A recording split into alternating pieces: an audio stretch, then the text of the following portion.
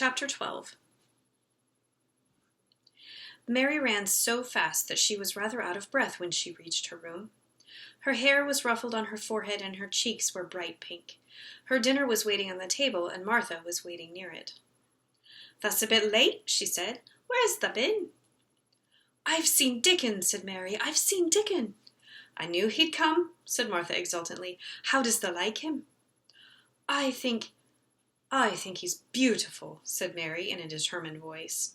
Martha looked rather taken aback, but she looked pleased, too.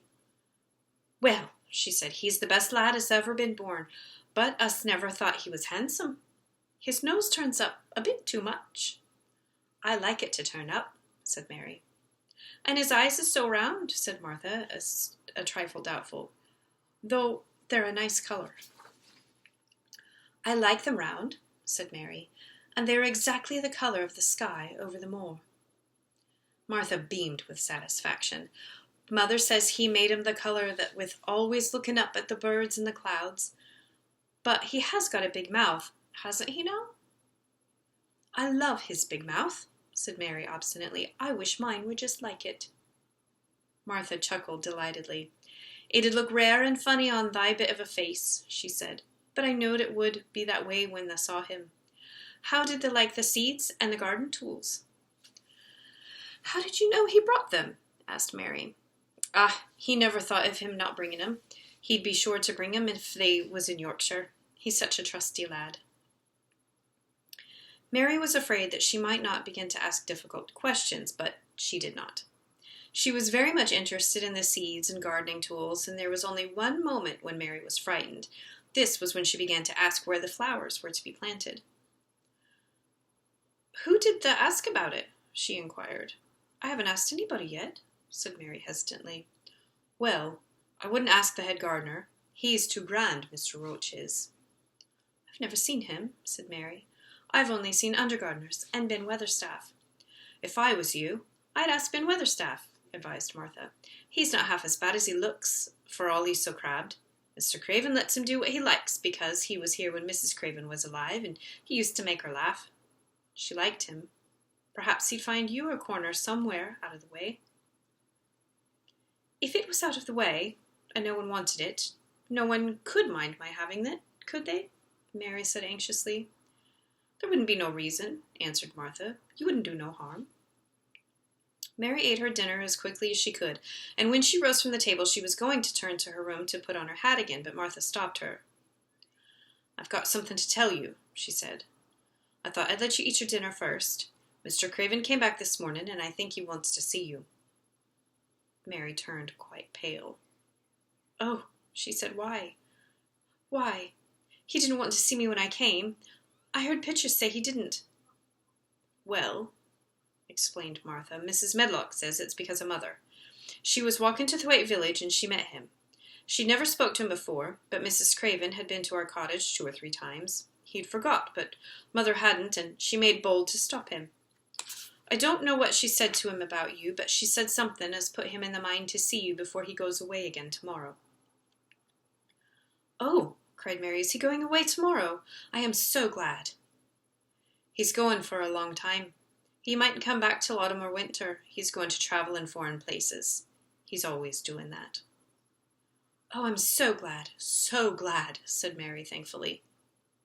If he did not come back until winter, or even autumn, there would be time to watch the secret garden come alive. Even if he found out then and took it away from her, she would have had it all to herself, at least.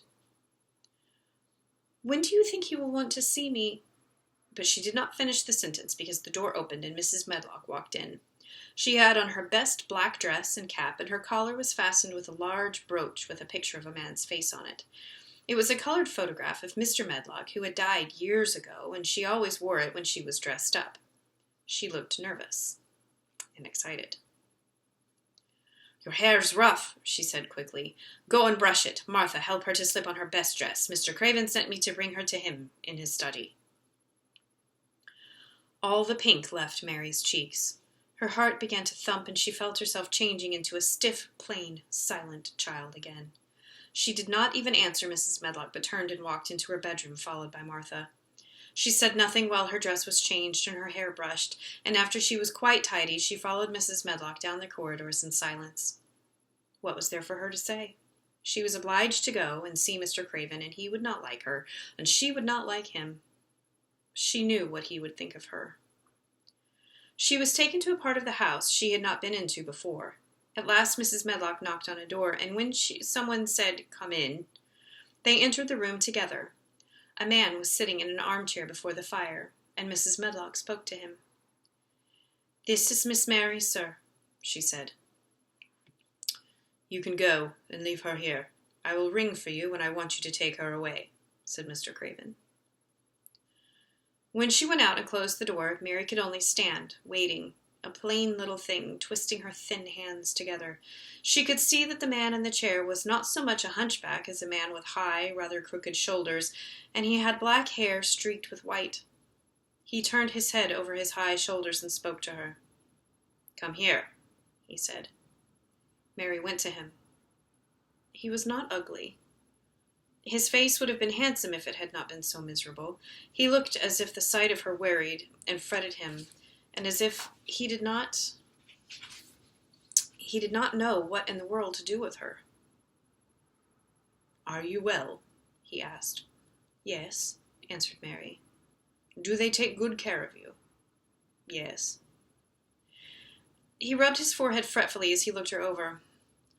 "You are very thin." "I'm getting fatter," Mary answered in what she knew was her stiffest way. What an unhappy face he had. His black eyes seemed as if they scarcely saw her, as if they were seeing something else, and he could hardly keep his thoughts upon her. "I forgot you," he said. "How could I remember you? I intended to send you a governess or a nurse or someone of that sort, but I forgot." "Please," began Mary, "please," and then the lump in her throat choked her. "What do you want to say?" he inquired. I am too big for a nurse," said Mary, "and please don't make me have a governess just yet." He rubbed his forehead again and stared at her. "That is what the Sowerby woman said," he muttered absent-mindedly. Then Mary gathered a scrap of courage. Is she Martha's mother?" she stammered. "Yes, I think so," he replied. "She knows about children," said Mary. "She has 12. She knows." He seemed to rouse himself. "What do you want to do?" "I want to play out of doors," Mary answered, hoping that her voice did not tremble. "I never liked it in India. It makes me hungry here, and I am getting fatter." He was watching her. "Mrs. Sowerby said it would do you good." "Perhaps it will," he said. "She thought you had better get stronger before you had a governess." "It makes me feel strong when I play with the wind and the wind comes over the moor," argued Mary. "Where do you play?" he asked next. "Everywhere," gasped Mary.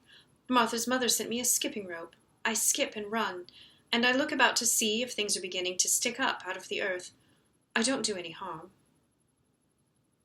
"Don't look so frightened," he said in a worried voice. "You could not do any harm, a child like you. You may do what you like." Mary put her hand up to her throat because she was afraid he might see the excited lump which she felt jump into it. She came a step nearer to him. May I?" she said tremulously. Her anxious little face seemed to worry him more than ever. "Don't look so frightened," he exclaimed. "Of course you may. I am your guardian, though I am a poor one for any child. I cannot give you time or attention. I am too ill and wretched and distracted, but I wish you to be happy and comfortable. I don't know anything about children, but Mrs. Medlock is to see that you have all you need. I sent for you today because Mrs. Sowerby said I ought to see you. Her daughter had talked about you. She thought you needed fresh air and freedom and running about." "She knows all about children," Mary said again, in spite of herself. "She ought to," said Mr. Craven. "I thought her rather bold to stop me on the moor, but she said—" Mrs. Craven had been kind to her. It seemed hard for him to speak his dead wife's name. "She is a respectable woman. Now I have seen you, I think she said sensible things. Play out of doors as much as you like. It's a big place, and you may go where you like and amuse yourself as you like. Is there anything you want?" As if a sudden thought had struck him. "Do you want toys, books, dolls?" "Might I," quavered Mary, "might I have a bit of earth?" In her eagerness, she did not realize how queer the words would sound, and that they were not the ones she had meant to say. Mr. Craven looked quite startled. "Earth," he repeated. "What do you mean?" "To plant seeds in, to make things grow, to see them come alive," Mary faltered. He gazed at her a moment and then passed his hand quickly over his eyes. "Do you care about gardens so much?" he said slowly. "I didn't know about them in India," said Mary. "I was always ill and tired, and it was too hot. I sometimes made little beds in the sand and stuck flowers in them. But here it is different." Mr. Craven got up and began to walk slowly across the room. "A bit of earth," he said to himself, and Mary thought that somehow she must have reminded him of something. When he stopped and spoke to her, his dark eyes looked almost soft and kind. "You can have as much earth as you want," he said. "You remind me of someone else who loved the earth and things that grow. When you see a bit of earth you want," with something like a smile, "take it, child, and make it come alive." "May I take it from anywhere, if it is unwanted?" "Anywhere," he answered. "There. You must go now. I am tired." He touched the bell to call Mrs. Medlock. "Goodbye. I shall be away all summer." Mrs. Medlock came so quickly that Mary thought she must have been waiting in the corridor. "Mrs. Medlock," Mr. Craven said to her, "now I have seen the child, I understand what Mrs. Sowerby meant. She must be less delicate before she begins lessons. Give her simple, healthy food. Let her run wild in the garden. Don't look after her too much. Mrs. Sowerby is to come and see her now and then, and she may sometimes go to the cottage." Mrs. Medlock looked pleased. She was relieved to hear that she did not need look after Mary too much. She had felt her a tiresome charge, and had indeed seen as little of her as she dared. In addition to this, she was fond of Martha's mother. "Thank you, sir," she said. "Susan Sowerby and me went to school together, and she's as sensible and good-hearted as a woman as you'd find in a day's walk. I never had any children myself, and she's had 12, and there was never healthier or better ones. Miss Mary can get no harm from them. I'd always take Susan Sowerby's advice about children myself. She's what you might call healthy-minded, if you understand me." "I understand," Mr. Craven answered. "Take Miss Mary away now, and send Pitcher to me." When Mrs. Medlock left her at the end of her own corridor, Mary flew back into her room. She found Martha waiting there. Martha had, in fact, hurried back after she had removed the dinner service. "I can have my garden," cried Mary. "I may have it anywhere I like. I am not going to have a governess for a long time. Your mother is coming to see me, and I may go to your cottage. He says a little girl like me could not do any harm, and I may do what I like, anywhere." "Oh," said Martha delightedly, "that was nice of him, wasn't it?" "Martha," said Mary solemnly, "he is really a nice man, only his face is so miserable, and his forehead is all drawn together." She ran as quickly as she could to the garden. She had been away so much longer than she had thought she should, and she knew Dickon would have to set out early on his 5-mile walk. When she slipped through the door under the ivy, she saw he was not working where she had left him. The gardening tools were laid together under a tree. She ran to them, looking all around the place, but there was no Dickon to be seen. He had gone away, and the secret garden was empty, except for the robin, who had just flown across the wall and sat on a standard rose bush, watching her. "He's gone," she said woefully. "Oh, was he really only a wood fairy?" Something white fastened to the standard rose bush caught her eye. It was a piece of paper, in fact, and it was a piece of letter she had printed for Martha to send to Dickon. It was fastened on the bush with a long thorn, and in a minute she knew Dickon had left it there. There were some roughly printed letters on it and a sort of picture. At first she could not tell what it was. Then she saw it was meant for a nest with a bird sitting in it. Underneath were the printed letters, and they said, "I will come back."